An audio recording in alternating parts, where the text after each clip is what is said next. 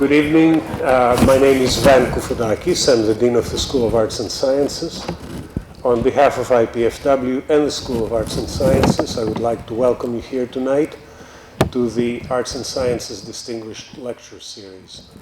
This is the 23rd Distinguished Lecture sponsored by the School of Arts and Sciences, and we're very pleased to have tonight as our speaker Professor Peter Iadicola. He'll be introduced by Professor Nussbaumer of the Department of Sociology. We have had something like 22 speakers up until now. The series on the distinguished lectures began back in 1982. It has been, I think, a significant contribution of our school to the university and to the community at large. The process of selection of the speakers begins with particular departments who nominate colleagues from both within the university and outside the university.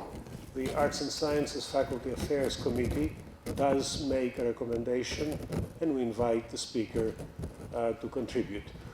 I would like to thank the Faculty Affairs Committee for all the work that has done this year on a variety of issues, and of course for organizing the lecture tonight.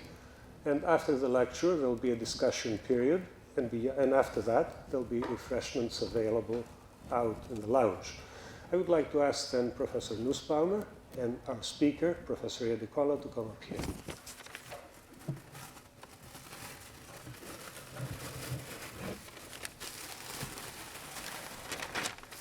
It is the custom to present the speaker with an honorary plaque. Peter, congratulations. Thank you very much. One more thing for your office. That's right.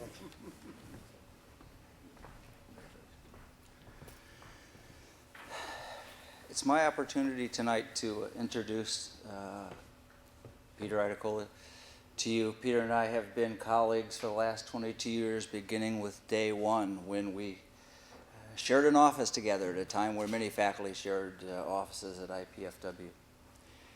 In that intervening 22 years, Peter has built simply an excellent record of scholarship in your program. There's a brief discussion of it.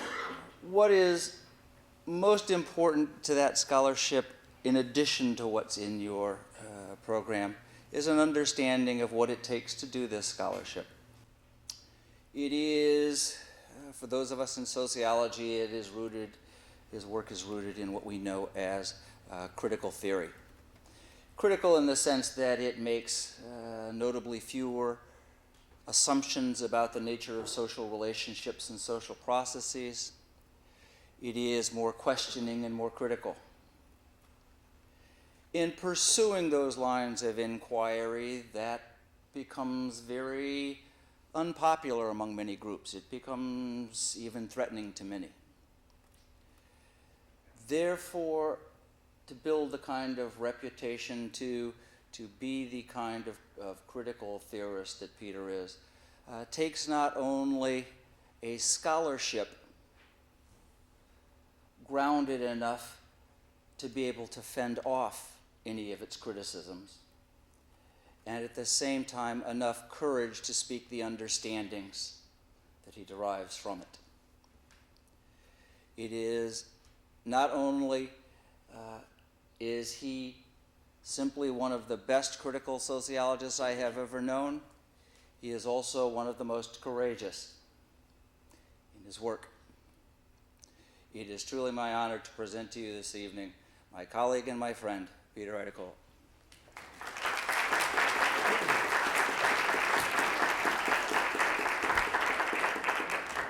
Thank you very much. Mike didn't also mention that you have a lot of critics when you're a critical sociologist and you learn how to run and dodge things I've thrown at you at times.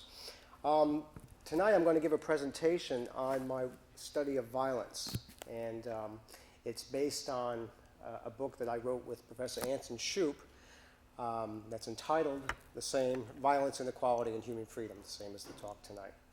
I'm going to dim the lights so you'll be able to see the PowerPoint presentation. Obviously, this room was not quite designed with computers in mind many, many years ago, so hopefully you'll be able to see the presentation, but you won't see me as much, which actually is rather comforting.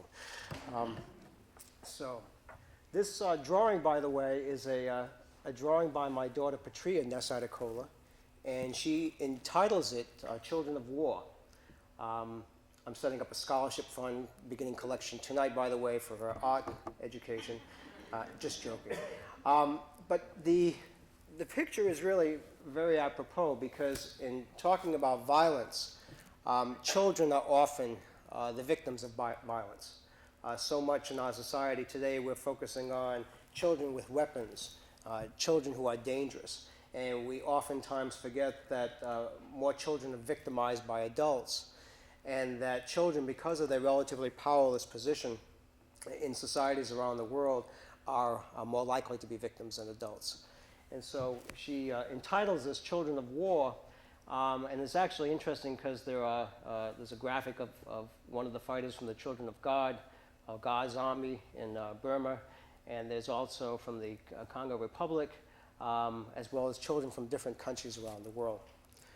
In tonight's lecture, I'm going to talk to you about violence and define it, and then present to you sort of an understanding of violence that is quite large. The phenomenon of violence is huge in our society. It's something, God. Okay, how did we do this last time? Okay. It's something that, in terms of occurrence in the world, it's something we read about in the daily newspaper. It's something that we're entertained by, that most of our movies and television serials will often depict violence, and it's a source of entertainment. Matter of fact, a good movie has enough violence in it, and if you throw in enough sex, then you have a blockbuster. So violence is something that's pervasive in the world, but it's even larger than what you think. Let's begin by first defining violence. We developed a very simple definition. Violence is any action, inaction, or structural arrangement that results in physical or non-physical harm to one or more persons. Now, in terms of this definition, let's break it down into terms of component parts. The first component is violence can be a result of action, inaction, or structural arrangement. Well, action is certainly simple to understand. The rape, the homicide, the assault, these are actions. However, it can also be inaction. Negligence on the part of parents with their children, leading to injury and death of the child. It can be the refusal of medical care by physicians, leading to increasing levels of death and injury. So it's not only a situation of action, it's also inaction. Manufacturers of tires who know of the defect, knowing that it's killing people in terms of injury from blowouts, and there's inaction. So violence is action as well as inaction. The interesting part of the definition is this third component. It's a structural arrangement. What we mean by that, sociologists as a discipline focus on social structure. When they look at societies, they look the way they are organized in terms of positions, in terms of what we refer to as structure.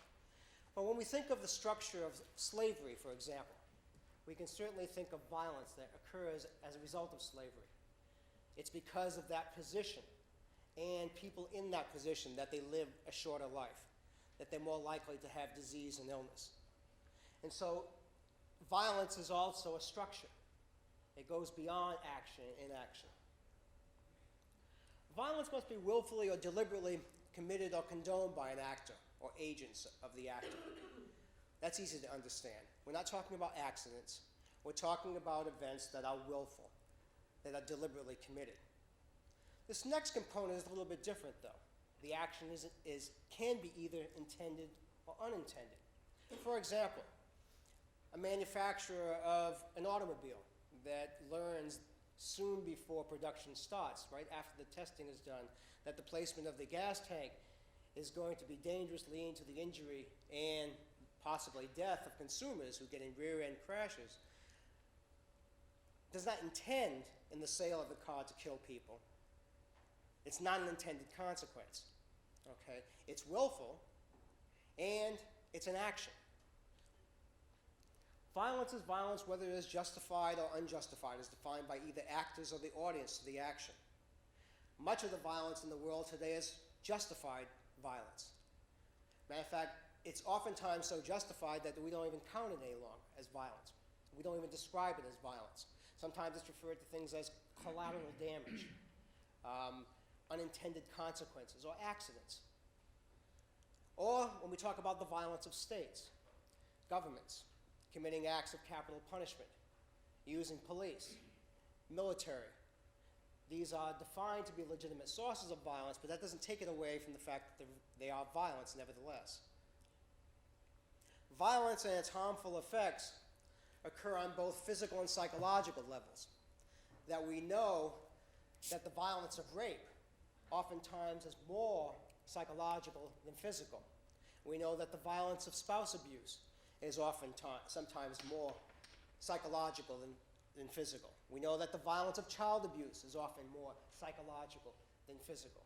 And so when we're talking about violence, we're talking about both dimensions of consequences. And lastly, violence may be recognized or not recognized by both recipients of the action or the actors.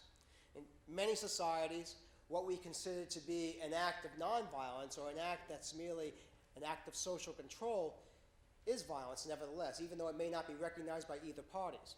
For example, the swatting of a child or the assaulting of a child. If it's your child, that assault may be called discipline. It may be called just getting control of the situation. Yet in Sweden, that's defined as crime. That's defined as violence. Napoleon Chagnon, in his research on the Yanomami, wrote that in the case of the abuse of wives, that wives expected it. Matter of fact, that they were not beaten, they were felt to be unloved. Neither victim or offender really described this as violence per se. In terms of violence, Andy and I identified 13 principles of violence. Actually, I should have never chosen number 13. It's just not a lucky number, but we went ahead with 13 and stopped there.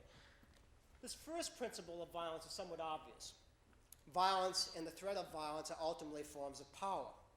We use violence in order to exert our will on another person. Max Weber referred to violence as coercive power.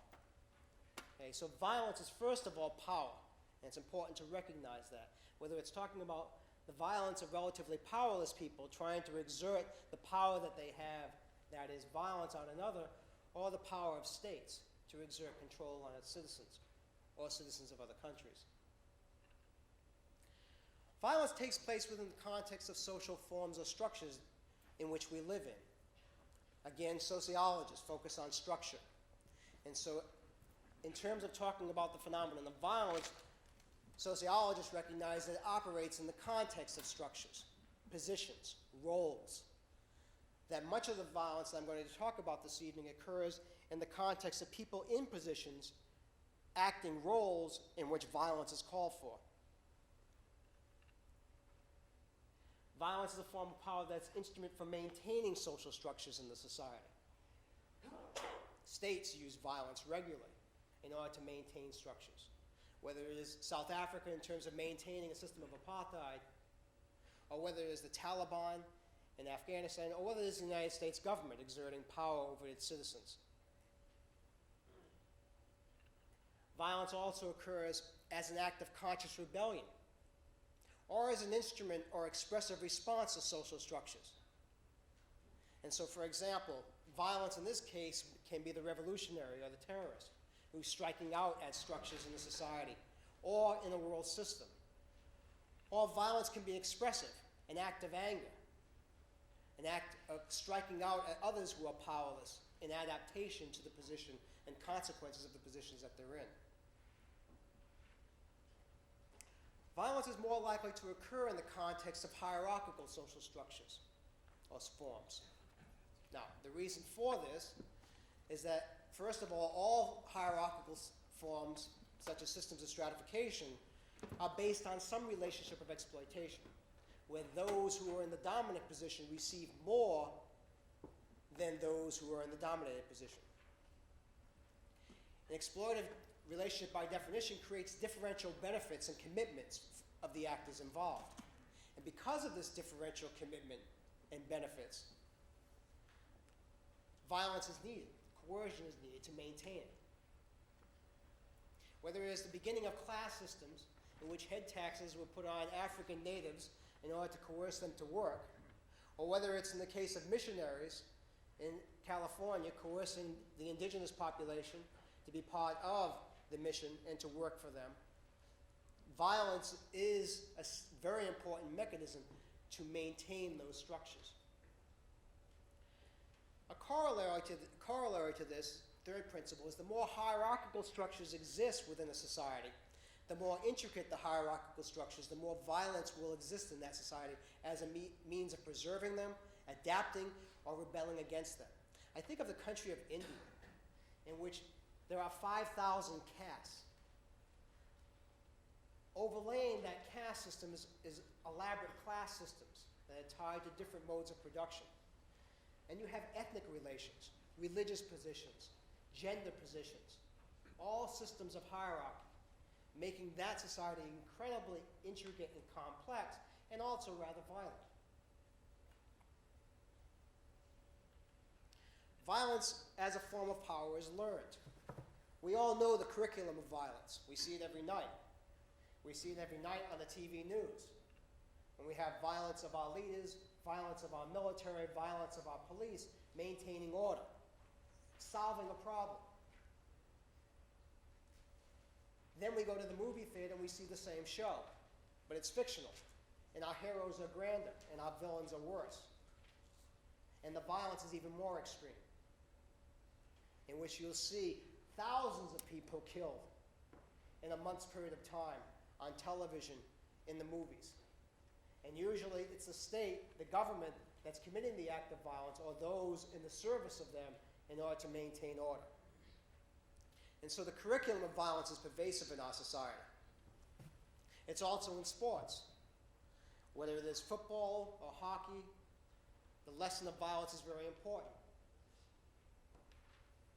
It is learned by imitation of those who are in positions of power. In these cases, we principally learn that violence can be instrumental. And so whether it is the kid who's imitating the pro wrestler, or the superhero, or the military hero, he learns a very important lesson in terms of how violence can solve problems. The scenario is repeated over and over again. Violence is a means to solve our problems. Violence can also be learned as an imitation of those who are dominated or controlled. In this case, we learn violence as being expressive, out of frustration. So when a young boy exhibits anger, exhibits frustration, he's exhibiting power. Violence is defined as legitimate or illegitimate as it relates to whether it furthers or threatens the social structures of the society. Violence that threatens the structures of the society are deemed to be the most violence. In fact, if you look at violence in terms of those who are least powerful to those who are most powerful, look at the act of homicide or murder. If you murder a president, what's going to happen to you? If you murder your child, what's going to happen to you? And so the differences are based on the position.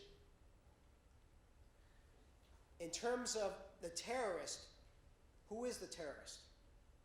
Whether it's a government exerting violence to achieve its ends, or whether it's a renegade army or a revolutionary who is exhibiting violence or using violence to achieve an end, what determines the severity of that is whether it's deemed to be legitimate or not. Violence which threatens the hierarchical structures that form the foundation of the society is defined as illegitimate, and therefore the most serious forms of violence. Violence that furthers or strengthens the hierarchy are defined as legitimate and necessary. Matter of fact, it's really very curious when you think about it. When was the last time you heard a casualty count in war that we won? We don't report them any longer. In the last war, the Iraq War, it was interesting because a worker for the Census Department decided that she was going to count the number of casualties because we weren't reporting casualties. And so she counted. And she came up with something in the vicinity of about 90,000. 90,000, principally Iraqis, of course, almost all Iraqis, casualties. Now, what was even more curious about this particular case is most of them were children and the elderly because of the targeting of power stations in Tehran, in Iraq and Baghdad.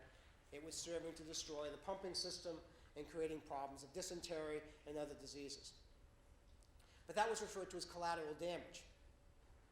When we did that famous drug bust in Panama, we all remember that, in which we arrested and imprisoned a leader of a country for drug trafficking.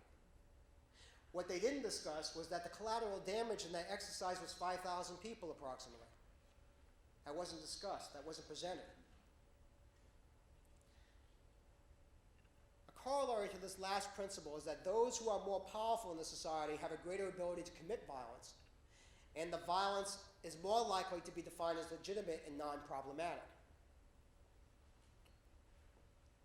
When we look at the violence of leaders, we have an individual who is on trial in Chile. Thousands of people died in Chile. And yet right now they're having problems charging him, being responsible for those murders. And so violence of the powerful is oftentimes not defined as violence.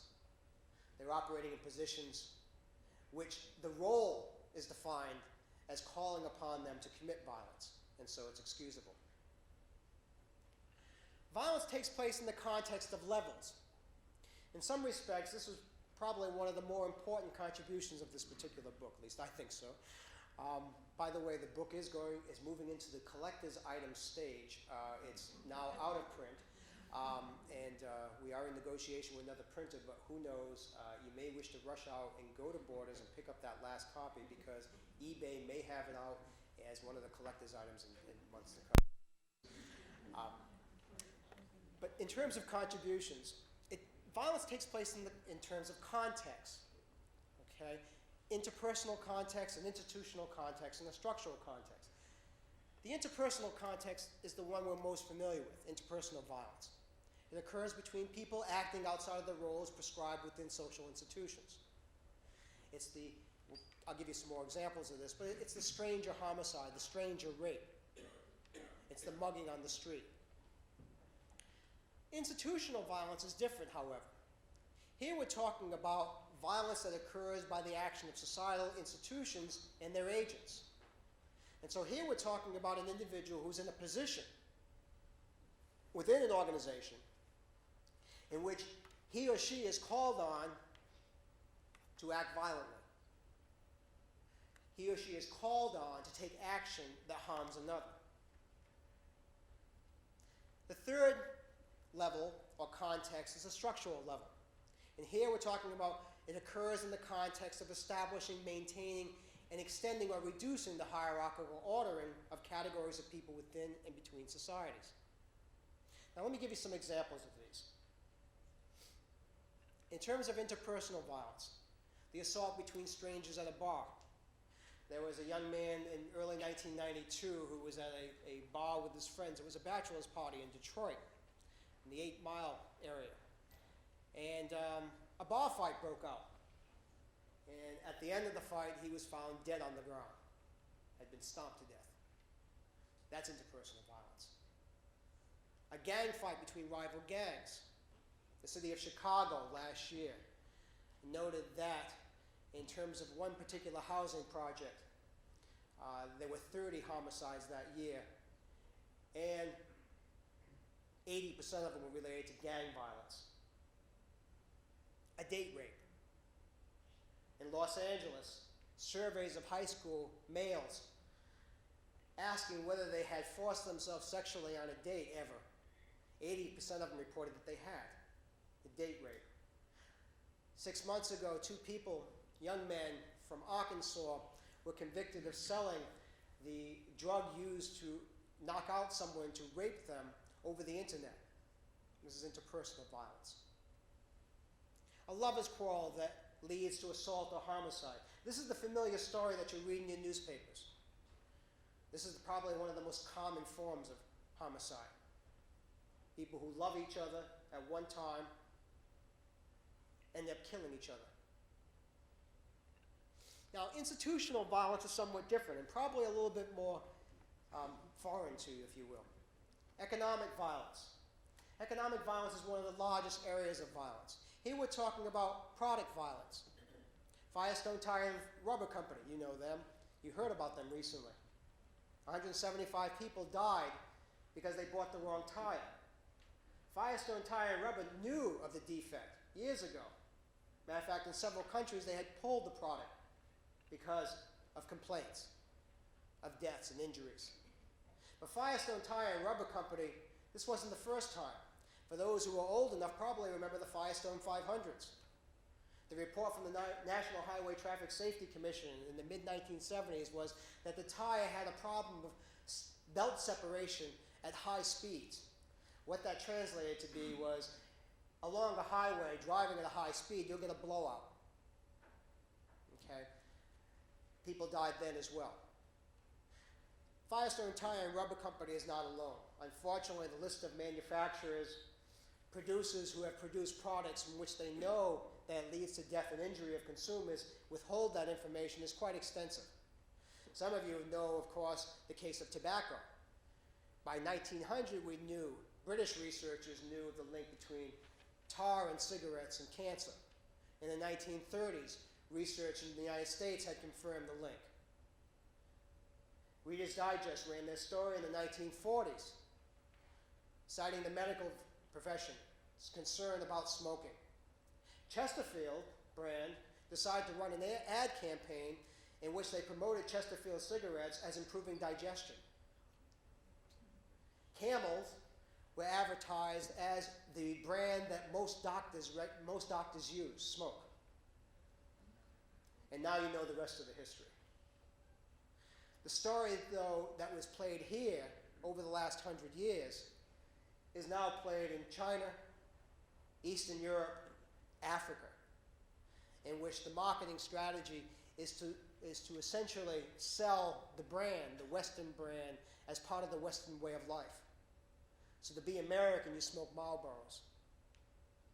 The advertising budget for Marlboro cigarettes in the country of Bulgaria is quite extensive, and their rise in sales is quite extensive. In several countries in Eastern Europe, they were reporting that smoking had been leveling off by the early 1990s. Now there are reports of increasing smoking rates in response to the capital penetration or the globalization of the tobacco industry.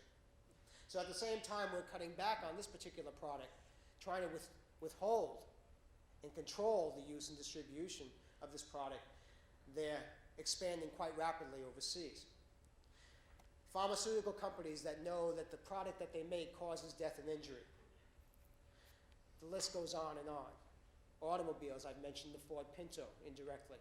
Ford also had a problem with automatic transmissions that would pop into reverse after they were placed in park. So there are many, many stories of product violence. Production violence deals with violence in which workers become injured or die on the job or soon after because of dangers in the workplace that they're not aware of. Dangers in which the owners of the factories are well aware of. In the state of Pennsylvania, every year 1,000 former miners die each year from black lung disease. The numbers of people who die from brown lung in the South is many, many times greater than that. We also have chemical poisonings. We also have the case of Bhopal, India, in which Union Carbide Limited of India and Union Carbide, stationed in Connecticut, knew years before the dangers of placing that fertilizer plant in that location, the dangers of storing that gas there. A report by their own engineers stated that this was a time bomb waiting to go off. In 1984, in December, 3,000 people died. They didn't wake up. Hundreds of thousands of people suffer from various maladies from that essential spill or gas release, blindness to problems of cataracts, to problems of lung damage, etc. Environmental violence. Not only do we have problems in the workplace, but we also have problems in our communities. Whether it is the dumping of waste unsafely, as in the case of Love Canal, in which the Hooker Chemical Company sells the land to the town of Love Canal for $1, knowing full well that the town was planning on building an elementary school on the site with a series of houses around it. And of course, the tragedy is that what they buried in that site was a very toxic chemical used during the Vietnam period as a defoliant, and miscarriage rates, cancer rates, spontaneous abortion rates were many times higher in that section of New York. The Mississippi River is oftentimes referred to as Toxic Alley. The further you go south in it, the more toxic it is. And of course, we also know that there's a problem of environmental racism in this country, that 60% of the African American population lives in highly polluted areas in this country. Family violence. This is a violence that we've become just recently acquainted with. It's actually not, 20 to 30 years in which we're becoming concerned about this issue. When I taught criminology or corrections for the first time 22 years ago in California, I remember lecturing to a group of students, many of them police officers, in which they responded to a question on an exam: what types of crimes would you provide only minimal penalties, and what those penalties would be? And one officer put down spouse abuse, and he put down fines. And he wasn't particularly strange at the time, because that's what they were being trained.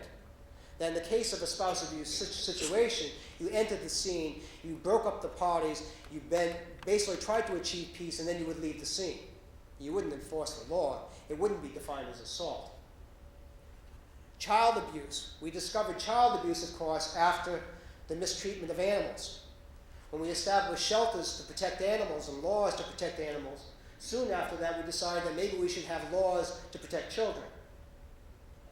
It's interesting, as a parallel today, that we have concerns about endangered species. And children learn about the different species in the world today that are endangered.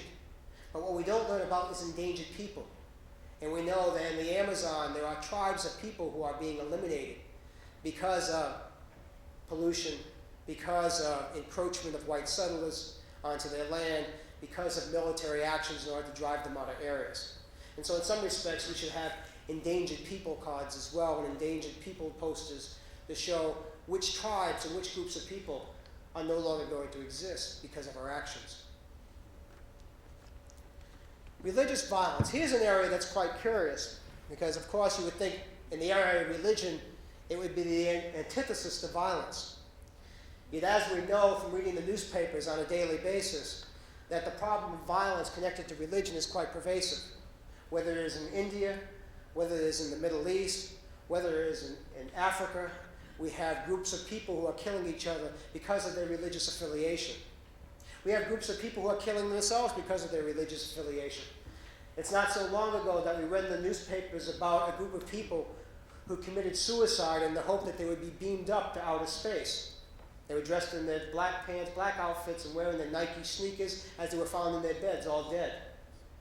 And we don't have to go back too far to think of Guyana, in Jonestown, in which we have hundreds of people who drank Kool-Aid laced with a toxic substance of some kind. Children, women, men committing suicide. But it was last year, remember, that the Pope of the Roman Catholic Church apologized to the world for 2,000 years of violence, persecutions, crusades. We have religious wars today, jihads. We have actions of missionaries who act to destroy the way of life of people, leading to their death, leading to injury for those people. So religious violence is very, very important, and our book has many different examples of religious violence. State violence. This is an area that's very large as well. Violence by police, violence by military, violence by private militia groups, surrogates, who may conduct the extrajudicial executions for the military at times. These private militia groups are all over the world. Matter of fact, we're spending in the next 2 years $1.6 billion in the country of Colombia in a war. Well, it's called a drug action. We're basically trying to eliminate the problem of drugs in Colombia. Now, what's important about that is that what's also operating in Colombia are paramilitary groups and death squads. Many of them part of the military, many of them part of the police. Now, in terms of structural violence, this is the area that's, again, probably the most strange and unusual. Hate crimes. Hate crimes are a very vivid example of structural violence.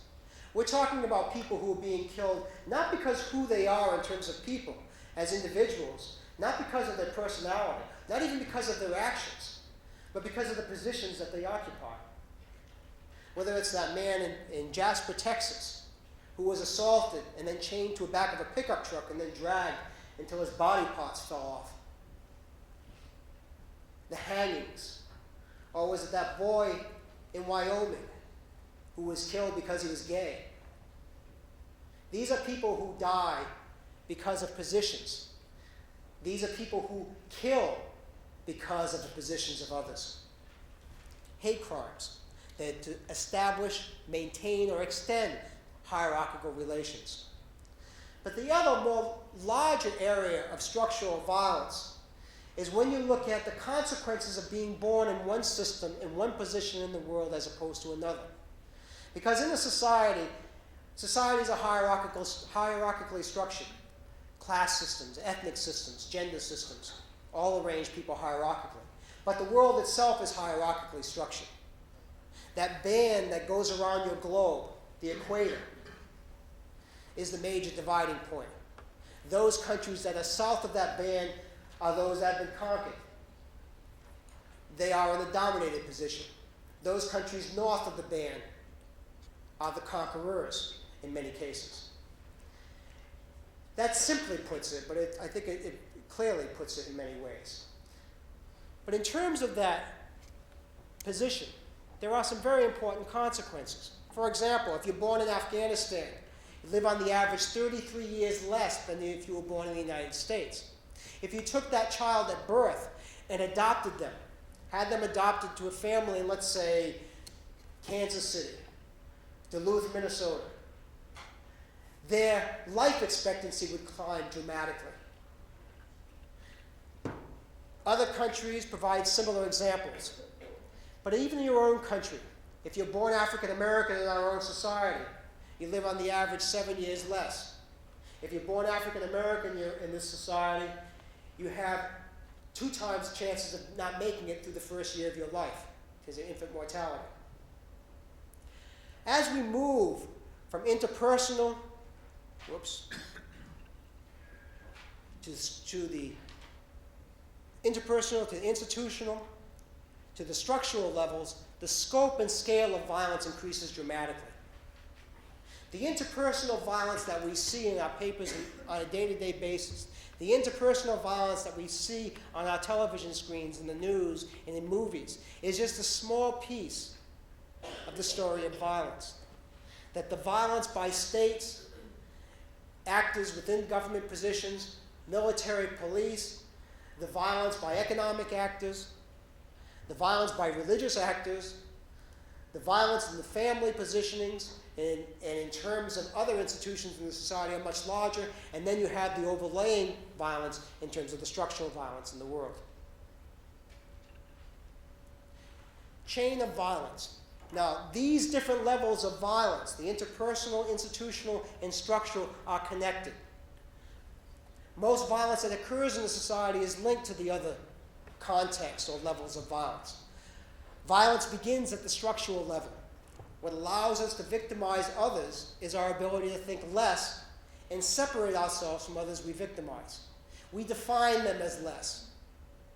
Whether it's the gooks, whether it's the niggers, whether it's the spics, whatever group that we refer to, we denigrate them. We define them as less. And that first is the beginning point that allows us to violate them. And through our defining them as less, we separate ourselves from them. They're not part of our community.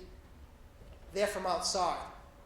The Balkans War, in which people lived together, all of a sudden now, they're enemies. They're from different positions. Those who are victimized at the structural level are more likely to be victimized at the institutional level, in families, in schools, in the economy, and the political system. When we look at those patterns in terms of violence in our society, highest levels of victimization occur among the young. Peak age of victimization for interpersonal violence is in the teenage years. And then when we go down and we look at, okay, which teenagers? Lower income populations are disproportionately represented. Minority populations disproportionately represented. It's the most powerless position in the society that has the highest rates of victimization in terms of family. And also, they're more likely to experience danger on the job. They're more likely to consume products which are dangerous to them. And they're more likely to be the victims of state violence, whether it is being roughed up on the street, being beaten alongside a car, like in the case of Rodney King, or in the Rampart scandal in Los Angeles today, being shot or being assaulted by police in order to get confessions. But it then goes beyond that. It goes to the next level, the level that we see, the level that we notice, the level that's reported to us and defined as violence, the interpersonal level. Those who are victims of the other levels oftentimes are victimizing others who are equally powerless, killing others within their community, or striking out at the larger society. And so we have this chain in which it goes from structural violence to institutional violence to interpersonal violence. There's also an internationalization of violence. Violence doesn't just occur in one society, and the links are between societies. Structural violence at the international level refers to the hierarchical divisions between nation states, and people within them create differences in life chances within the world's population. And so in terms of the internationalization of violence, we see violence in terms of the military, in terms of exacting violence in other countries. We see it in terms of famine. Ethiopia is warning the world that they are expecting another famine in which hundreds of thousands of people will die. We talk about famine in the book, famine as violence, because it's not the fact of just not having food. It's not the ecological catastrophe in terms of a drought or rains that causes famine. It's access to property. It's that structural arrangement which denies some people access to the means to be able to feed themselves. Institutional violence that occurs internationally is usually in the state, economic, and religious orders or arenas. So we have a lot of cases of war, military actions. Most times we refer to them as police actions. We downgrade its significance by not calling them war, not having to declare them legally as war. We call them police actions, and we have many of them going on at the same time. Economic violence we've talked about.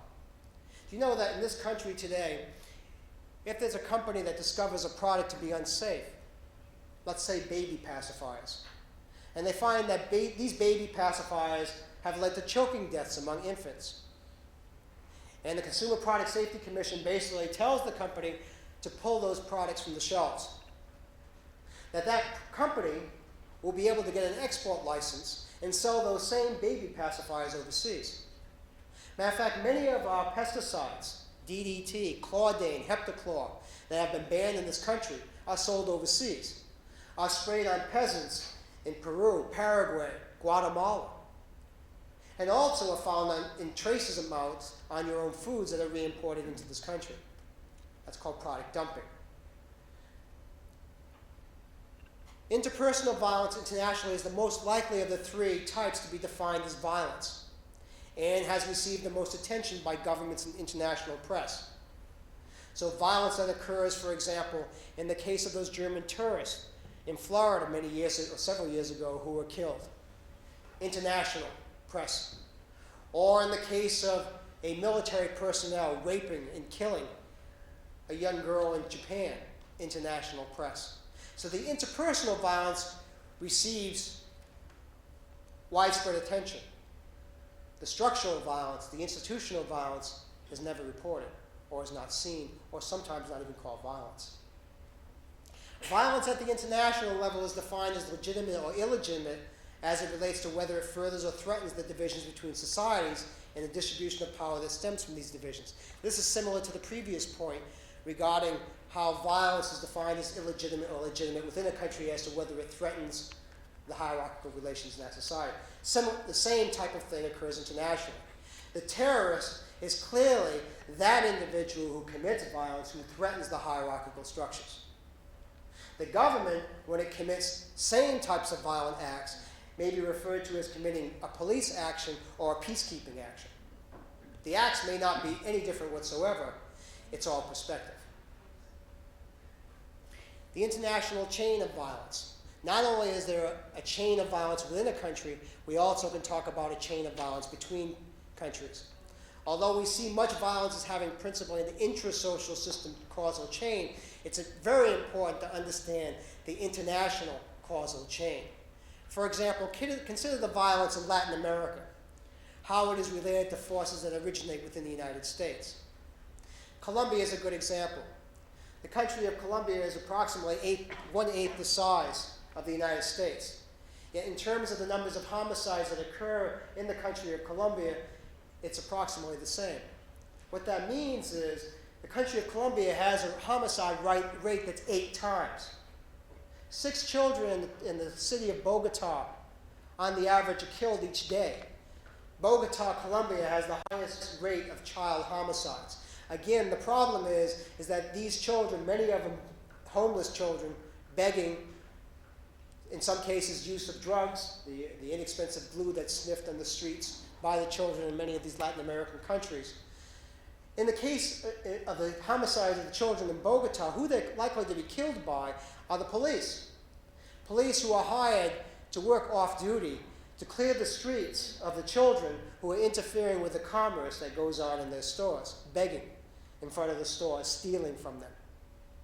And so 6 children, approximately 2,400 children each year, die in Colombia, 6 per day, in many cases in Bogota. Now, there's also a war raging in Colombia, a war that's been going on for many, many years, a war that relates to the system of inequality in that system, in which there's tremendous levels of poverty, and the distribution of income and the distribution of land is highly unequal.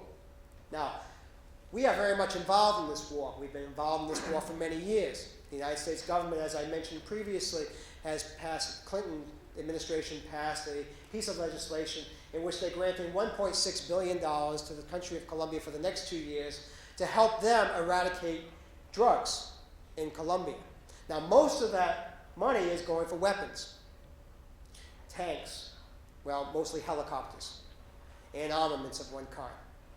Now, what's important to recognize that we're fighting that war in one area where the drug trafficking and drug production occurs. And it happens to be the one area where principally the leftist rebels, FARC, is operating. Now, there's another area in which drugs are grown as well, but that area is guarded by the paramilitary forces. The paramilitary forces that have been connected to the government and the military. Now, that area is not being targeted. This war is not so much about drugs. It's really about stabilization, maintaining the hierarchical relations in that system. Now, the story of Colombia is not unique.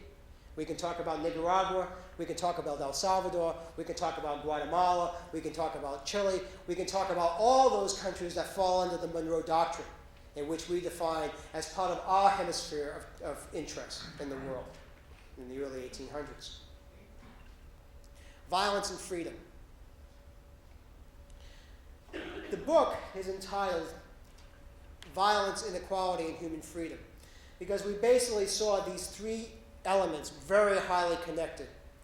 That violence ultimately refers to the denial or negation of human freedom. Essentially, where there are high levels of violence in a society, there is less freedom. Countries like Mexico, Colombia,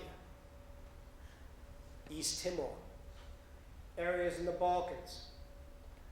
These are areas in which there is a high level of violence and there's also a high level of repression. The outcome of violence is always to lessen human freedom and those who have been successfully victimized. The individual who commits the acts of violence is exerting their power, is exerting their will over the victim, and achieving a level of freedom. At the same time, those who are victimized experience less freedom. Whether it is the wife who's assaulted by her husband, the child who is beaten by the mother or father, they experience less freedom as a result of that assault. And those who exact the assault experience more freedom as they gain more control. Those who are the perpetrators or beneficiaries of the actions experience greater amounts of freedom as a result of the violence. There's a cycle here. Violence is connected to inequality. We know that in societies which have highest levels of inequality have the highest levels of violence. We also know that as societies experience increasing levels of inequality, there's increasing levels of violence. We also know that societies where there is more violence, there's more inequality. Those cases where violence is very high, opportunities to develop one's potentials, in the opportunities to grow are reduced, are restricted. You can think about this in the context of rape. One of the most powerful things about rape is how it denies women rights, how it limits their ability to act, how in some respects it increases their inequality, increases their position of dominance. The fear of rape is a very important phenomenon. In terms of, I'm sorry, I didn't talk about freedom. Well, I did talk about freedom. I can see eyes are closing and crossing, so even with this dim light, I can see this. I've taught for 20 years, so I can detect when I have gone way beyond the call of duty. But let me just close with some conclusions here. What are the implications of these principles as it relates to controlling violence? This obviously is a big topic. We're concerned about violence in the schools. We're concerned about violence in our communities. We're concerned about violence around the world. Well, what do we do to solve that problem? How do we address the problem? Well, how are we addressing the problem in our society? How are we controlling the problem of violence? Well, in some respects, in many respects, we're exerting more violence, more control. Attempts to combat violence by means of repression are likely to lead in the long run to actually increasing levels of violence in the society. As violence increases inequality, as violence increases a lack of freedom or reduces freedom, it leads to increasing levels of violence. Violence ultimately lessens the level of freedom in the society, especially for those who are in dominated positions in the society. And this is likely to lead to higher levels of inequality and consequently more violence. And lastly, as freedom is reduced in the society, it is likely to lead to increases in the level of inequality and violence in the society. So the three of them are interlinked. That the phenomenon of violence is many times greater than what I had originally understood in studying homicide or rape. It's violence at many levels.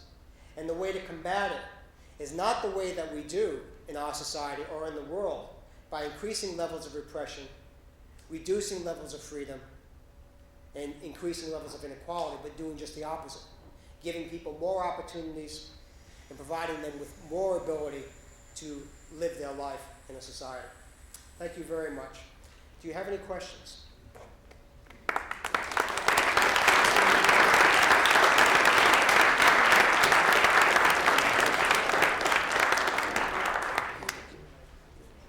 Any questions at all? I'm not sure that's good or bad. Long-time listener, first-time caller.